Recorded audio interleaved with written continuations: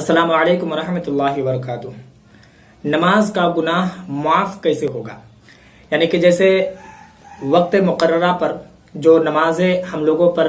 फर्ज है, अगर हम में से कोई नमाज नहीं पढ़ पाते हैं, जैसे बहुत सारे लोग ऐसे हैं जो सिर्फ और सिर्फ जुमा को पढ़ते हैं, बाकी जो 5 वक्ता नमाज है वो नहीं पढ़ पाते हैं, तो ये जो 5 वक्त की नमाजें हमारे जिम्मे में बाकी रह जाती है, कज़ा हो जाती है, तो तमाम नमाजों को छोड़ने का जो गुनाह होता है, तो तमाम गुनाहों की माफी अगर हम चाहते हैं तो अल्लाह तबारक व तआला कैसे माफ करेगा, हमें क्या करना पड़ेगा जो नमाज छोड़ने का गुनाह माफ हो जाएगा। तो देखिए इसके बारे में बताऊं, अक्सर व बेशतर ये सोचते हैं कि जैसे और भी दीगर ऐसे ऐसे काम है गुनाह के कि जब हम गुनाह करते हैं बाद में तौबा करते हैं तो फिर तमाम गुनाहों को अल्लाह तबारक व तआला माफ कर देता है। तो उसी तरीके से नमाज है, हम तमाम लोगों पर फर्ज है, तो नमाज छोड़ते हैं तो ये भी एक गुनाह है नमाज छोड़ना।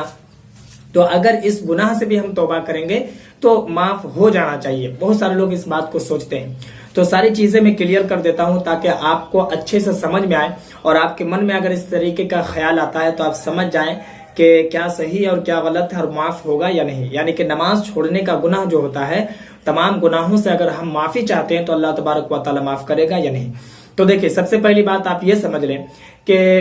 नमाज के अलावा, यानी कि नमाज जो हम छोड़ते हैं इसके अलावा जो चीजें गुनाह के हैं, अल्लाह तबारक व तआला ने हमें रुकने के लिए कहा गया है, मना किया है कि उन चीजों को ना करो। लेकिन नमाज जो है वो हम लोगों पर फर्ज करार दिया गया है, यानी कि हर हाल में उसे करना ही पड़ेगा। जैसे अगर कोई काम करते हैं उसमें अगर गलती हो जाती है तो बाद में आप उसको सुधार कर सकते हैं, लेकिन आपने काम ही नहीं किया, फिर आप सोच रहे हैं कि उसमें गलती जो हुई है उसको हम सुधारेंगे, तो कैसे सुधारेंगे? आपने तो वो काम ही नहीं किया। तो ठीक उसी तरीके से नमाज है, नमाज हम लोगों की जिम्मेदारी है, हम लोगों के ऊपर फर्ज है कि हर हाल में हमें पढ़ना है, क्योंकि नमाज एक ऐसी इबादत है जो किसी भी बंदे के लिए मुआफ नहीं है, यानी कि हर हाल में पढ़ना है। अब रहा सवाल ये कि अगर हम ऐसे गुनाह से तौबा करेंगे तो माफी हमें मिलेगी या नहीं। तो देखिए नमाज जो आपने छोड़ी है, यानी कि आपके जिम्मे में जितनी भी नमाजें बाकी है, तो ऐसे अगर आप तौबा करते हैं कि अल्लाह हमने जितनी नमाजें पढ़ी है,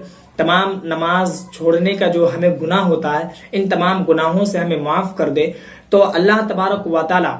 जो माफ करेगा। सबसे पहली बात आप ये समझे ताकि आपको और भी आसानी हो समझने में, कि जब आदमी नमाज छोड़ता है, जब आदमी नमाज कजा करता है तो उस वक्त 2 गुनाह उसको होते हैं। एक तो ये कि नमाज उसने छोड़ दी, दूसरा ये कि वक्त मुकर्ररा पर छोड़ दी, यानी कि जिस वक्त में जो नमाज होती है उस वक्त में आपने अदा नहीं की तो उसका एक गुनाह, और नमाज जो आपने छोड़ी है उसका एक गुनाह। तो नमाज आपने जो छोड़ी है ये गुनाह माफ आपका नहीं होगा, बल्कि आपको अदा करनी पड़ेगी, नमाज आपको पढ़नी पड़ेगी। हाँ, वक्त मुकर्ररा पर जो आपने छोड़ी है, नहीं पढ़ी है आपने नमाज, उसका जो गुनाह होगा वो आपका माफ हो जाएगा।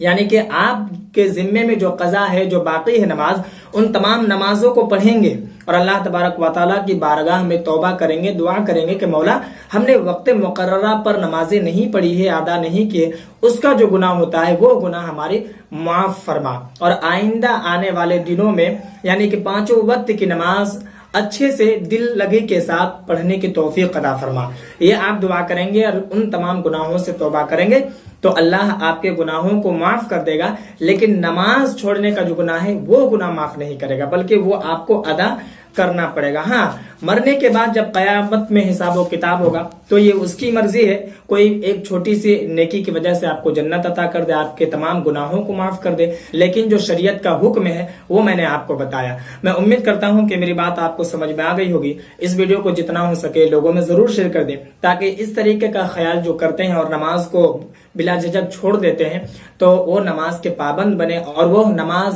पढ़ना शुरू कर दे। बाकी अगर आपके मन में कोई और सवाल हो तो आप कमेंट पर जरूर बताएं।